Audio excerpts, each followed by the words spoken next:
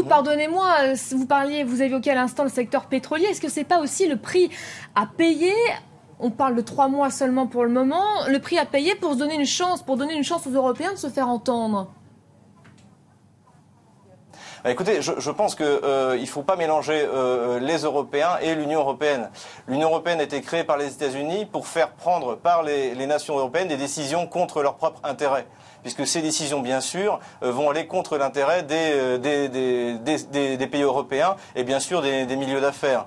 Donc là, effectivement, l'Union européenne fonctionne bien, puisqu'elle a permis aux États-Unis, qui ont créé l'Union européenne, de faire prendre des décisions qui vont contre les intérêts des nations européennes, que ce soit dans le domaine de l'armement pour la France, qui est capitale, dans le domaine pétrolier, qui est capital pour toutes les majors pétrolières européennes. Et même, il faut voir une chose, c'est qu'appauvrir la Russie, c'est extrêmement nuisible pour l'économie européenne, puisque l'Union européenne, enfin les Européens en général, ont besoin d'une Russie riche qui puisse leur acheter des produits manufacturés, et notamment en Allemagne, et notamment en France et en Italie. Pascal Joannin, j'aimerais avoir votre réaction. Je rappelle que vous êtes directrice générale de la Fondation Robert Schuman. Avant cela, une réaction, celle d'Angela Merkel qui vient de tomber. On connaît les réticences des Allemands. On sait qu'ils font partie des plus frileux dans ce dossier. Eh bien, Angela Merkel vient de reconnaître que ces sanctions étaient inévitables pour pousser la Russie vers une désescalade dans le conflit en cours en Ukraine. Ce que vient de dire Xavier Moreau, je vous ai vu sourire. Oui, parce que je trouve une certaine candeur dans ces gens qui font des affaires et qui font des affaires sans se poser des questions. Je pense que si M. Moreau avait sa femme et son fils qui étaient morts dans l'accident, il serait certainement plus réceptif aux sanctions, parce que les sanctions, elles sont pas simplement une volonté de sanctionner de la part de l'Union européenne, qui n'a pas été créée par les États-Unis. Elles ont été créées par 6 pays fondateurs. Je peux vous citer le nom de Robert Schuman, Konrad Adenauer. Pour moi, ils sont pas américains. D'une part, et d'autre part, c'est bien parce qu'en effet, il y a de la part de la Russie une terrible mauvaise foi. Alors on peut faire des affaires avec...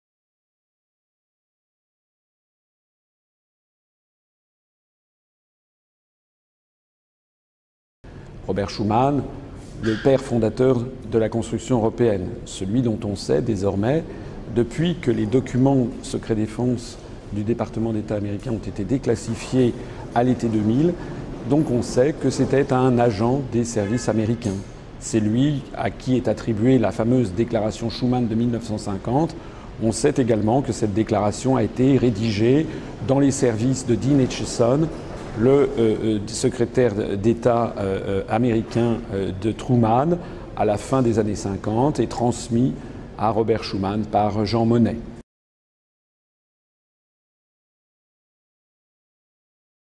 Walter Hallstein a été le premier président de la Commission européenne de 1958 à 1967. Mais c'est un homme qui a une longue histoire. Walter Hallstein est né au début du XXe siècle. C'était un juriste allemand, un juriste nazi, qui a d'ailleurs été professeur et doyen à l'université de Rostock en 1936, après avoir montré patte blanche à toutes les autorités nazies.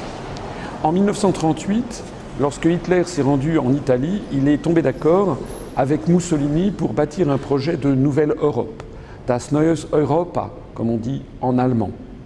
Au mois de juin 1938, Adolf Hitler a demandé à Walter Hallstein de préparer le projet de construction européenne. Ce projet, d'ailleurs, cette nouvelle Europe qui a été vendue aux Français sous l'occupation et qui avait motivé notamment la grande exposition sur la France européenne et qui a eu lieu en 1941 à Paris, au Grand Palais, inauguré par le représentant de Pétain d'un côté, par les autorités d'occupation nazie de l'autre côté.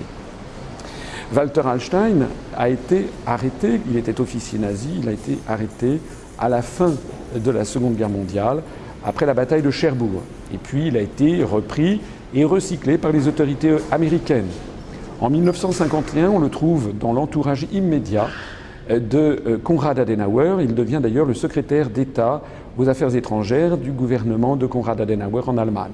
C'est lui qui va préparer le projet de Nouvelle Europe, la nouvelle Europe, à partir des plans qu'il avait préparés pour Hitler et Mussolini. C'est ce qui va donner le traité de Rome qu'il signera d'ailleurs le 25 mars 1957, à côté du chancelier d'Allemagne, Konrad Adenauer. Walter Hallstein a ensuite été le promoteur du plan Hallstein en 1965, qui prévoyait une Europe fédérale. C'est d'ailleurs exactement ce qui se passe en ce moment. Et c'est justement ce plan Hallstein qui avait motivé Charles de Gaulle, lorsque Charles de Gaulle avait dit stop, avait décidé de ne plus envoyer aucun représentant à la Commission européenne à Bruxelles, pratiquant ainsi la politique de la chaise vide. Parce que le président de la République française, le fondateur de la France libre, Charles de Gaulle, savait très bien à quoi s'en tenir sur Walter Hallstein, un nazi recyclé par les Américains pour détruire les nations d'Europe et les placer sous l'autorité d'un empire dictatorial.